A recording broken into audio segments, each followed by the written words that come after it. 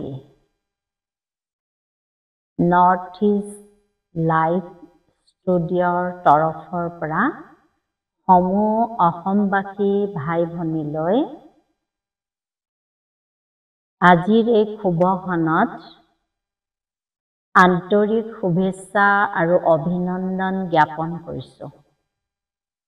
নতুন বছৰটো আমাৰ সকলোৰে বাবে যাতে হাঁহি মুখেৰে আমি পাৰ কৰি লৈ যাব পাৰোঁ তাৰ শুভ কামনা থাকিল। আজি বাবাই মহাবাক্যত শুনাব যে আমি প্ৰত্যেক মুহূৰ্ততে হৰ্ষিত মুখ হৈ থাকি লক্ষ্মী নাৰায়ণৰ দৰে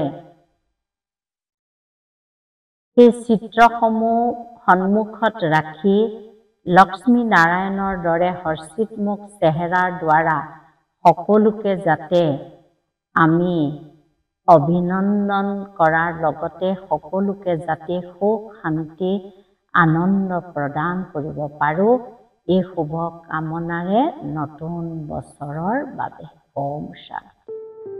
ওম শান্তি। প্ৰাতঃ মুৰলী বাপ দাদা মধুবন 1 জানুৱাৰী 2025 বৰ্ষ।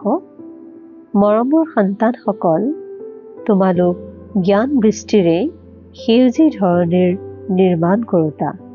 তোমালোকে জ্ঞান ধাৰণ কৰি আনকো কৰাব লাগে। প্ৰশ্ন: যি ডাৱৰে বৰষুণ নিদিয়ে তাৰ কি নাম দিয়া হ'ব?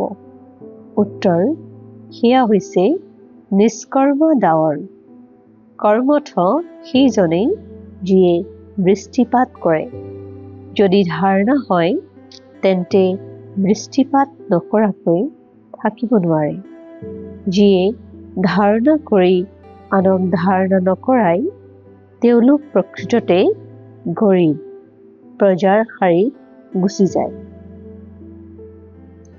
দ্বিতীয় প্ৰশ্ন: ধাৰণাৰ বাবে মুখ্য সাৰ। 1 নম্বৰ: স্বচ্ছ বুদ্ধিৰে অপূৰ্ব জ্ঞান ধাৰণ কৰি পৰম পিতাৰ সমান মাষ্টাৰ জ্ঞান সাগৰ হ'ব লাগে। জ্ঞানৰ দ্বাৰা সকলো গুণ নিজৰ মাজত ধাৰণ কৰিব লাগে।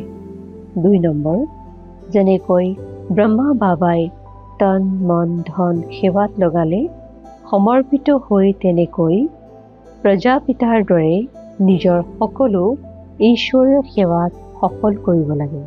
সদায় সজীৱ হৈ থাকিবৰ কাৰণে লক্ষ্য আৰু উদ্দেশ্যৰ চিত্ৰ লগত ৰাখিব লাগে।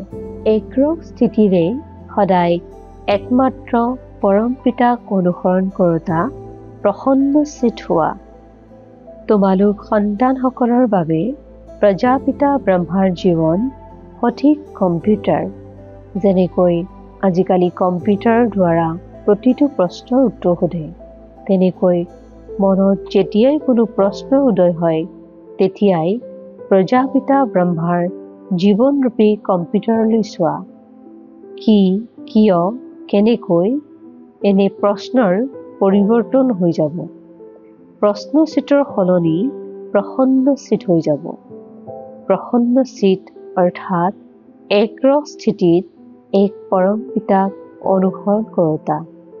শ্লোগান: আত্মিক শক্তিৰ আধাৰত সদায় স্বাস্থ্যৱান হৈ থকাৰ অনুভৱ কৰা।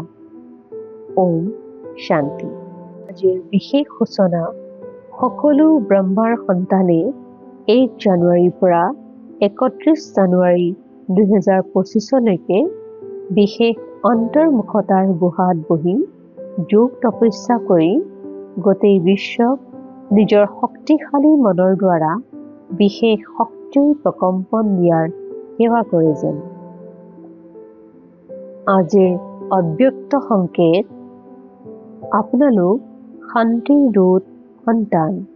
য'তেই নাথাকা চলতে ফুৰতে সদায় নিজক শান্তিৰ দূত বুলি বুজি চলক। যি স্বয়ং শান্ত স্বৰূপ শক্তিশালী স্বৰূপ স্থিতিত থাকিব তেওঁ আনকো শান্তি আৰু শক্তিৰ প্ৰকম্পন দি থাকিব। ওম শান্তি।